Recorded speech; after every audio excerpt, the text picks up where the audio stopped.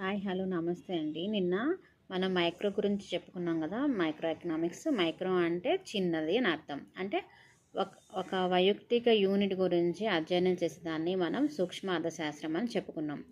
దానికి ఇంకొక పేరు ధరల సిద్ధాంతం. అదేవిధంగా ఈరోజు మ్యాక్రో ఎకనామిక్స్ గురించి చెప్పుకుందాం. Macro economics. మ్యాక్రోస్ అనే గ్రీకు పదం మాక్రోస్ అనే పదం నుండి ఉద్భవించింది. మాక్రోస్ అనగా పెద్ద అని అర్థం. అంటే అన్ని యొక్క అంశాలను గురించి చర్చిస్తుంది. ఓకేనా. ఇప్పుడు ఫర్ ఎగ్జాంపుల్ మనం ఒక క్లాస్ తీసుకున్నాం అనుకోండి. ఆ క్లాస్లో డిఫరెంట్ పీపుల్ ఉంటారు, స్టూడెంట్స్.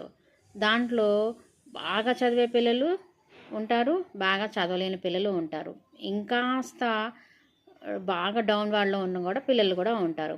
అయితే ఈ మైక్రో ఎకనామిక్స్ అనేది ఆ పిల్లలందరి గురించి, ఒక క్లాస్లో 40 మెంబర్స్ ఉంటే ఆ 40 మెంబర్స్ అందరి గురించి కూడా చర్చిస్తుంది అన్నమాట. ఇది ఓన్లీ ఎగ్జాంపుల్ కోసమే చెప్తున్నా. మొత్తం ఆర్థిక వ్యవహారాలు అధ్యయనం చేయను మరియు సమిష్టి అంశాలను అధ్యయనం చేస్తుంది. ఇది మొత్తం ఆదాయము, మొత్తం పొదుపు, మొత్తం పెట్టుబడులు, మొత్తం ఉద్యోగిత, మొత్తం నిరుద్యోగిత, వినియోగము, పేదరికం, ఉత్పత్తులను మొత్తంగా, అంటే ఒక ఆర్థిక వ్యవస్థ అంతటిలో వాటి పాత్రను అధ్యయనం చేస్తుంది.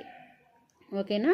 దీంట్లో ఏమేమి అంశాలను అధ్యయనం చేస్తుంది అంటే, ఒక ఆర్థిక వ్యవస్థలో పొందే మొత్తం ఆదాయాన్ని, మొత్తం పొదుపులు, మొత్తం పెట్టుబడులు, మొత్తం ఉద్యోగిత, మొత్తం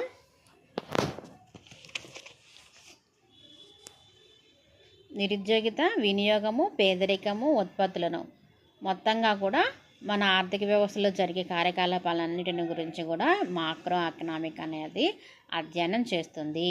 అయితే కీన్స్ స్థూల అర్థశాస్త్రానికి అధిక ప్రాధాన్యత ఇచ్చాడు. మనం మైక్రో ఎకనామిక్స్లో ఏం చెప్పుకున్నాం, మార్షల్ అధిక ప్రాధాన్యతనిచ్చాడు.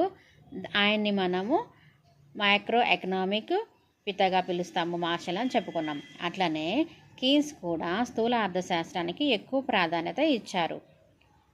ఇతడు సాధారణ ఉద్యోగిత వడ్డీ ద్రవ్య సిద్ధాంతాన్ని 1936లో రచించారు. కీన్స్ యొక్క గ్రంథం ఏంటిదంటే సాధారణ ఉద్యోగిత వడ్డీ ద్రవ్య సిద్ధాంతము. ఏ సంవత్సరంలో రచించారు? 1936లో రచించారు. స్థూల అర్థశాస్త్ర పిత అని కూడా కీన్స్ని అంటారు. ఎవరు? స్థూల అర్థశాస్త్ర పితామహుడు ఎవరంటే కీన్స్. స్థూల అర్థశాస్త్రాన్ని ఆదాయ సిద్ధాంతం అని కూడా అంటారు. స్థూల అర్థశాస్త్రానికి గల మరొక పేరేంటిది? ఆదాయ సిద్ధాంతము. అదేవిధంగా కీన్స్ ఆధునిక అర్థశాస్త్ర పితామహుడు అని కూడా అంటారు. మామూలుగా మనం అర్థశాస్త్ర పితామహుడు ఆడమ్ స్మిత్ అని చెప్పుకున్నాం కదా.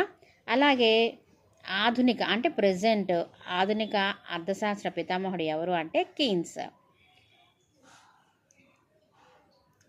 ఇప్పుడు స్థూల అర్థశాస్త్రం యొక్క పరిధిని, స్థూల అర్థశాస్త్రం యొక్క ప్రాధాన్యతని చూద్దాం. స్థూల అర్థశాస్త్ర పరిధి సాధారణ ధరల గురించి ఇది చెప్తుందన్నమాట.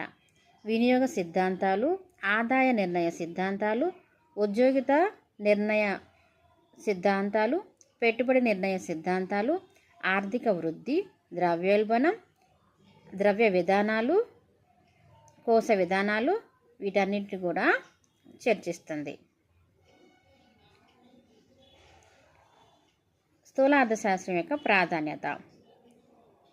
స్థూల అర్థశాస్త్రం విధానాలను రూపకల్పన చేస్తుంది. అంటే మనకున్న ఉత్పత్తి కారకాలను ఏ విధంగా మనము ఉపయోగపెట్టుకోవాలనే ఒక కార్యాకరణ రూపం అనేది ఇస్తుంది. అంటే ఒక ప్రణాళికలని రచిస్తుంది. ఆర్థిక సమస్యల పరిష్కారం.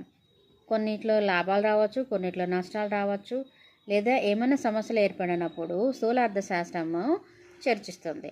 ఆర్థిక వ్యవస్థ పనితీరు ఎలా ఉంది ఏంటి అని కూడా ఇది చూసుకుంటుంది. వ్యాపార చక్రాల పరిశీలన. ఆర్థిక వృద్ధి సూక్ష్మ అర్థశాస్త్ర పరిధిని పెంచుతుంది. ధరల నిర్ణయంత్రణ, జాతీయ ఆదాయ పరిశీలన, వైయక్తిక యూనిట్లను అధ్యయనం చేస్తుంది. స్థూల ఆర్థిక వైపరీత్యాలను అధ్యయనం చేస్తుంది.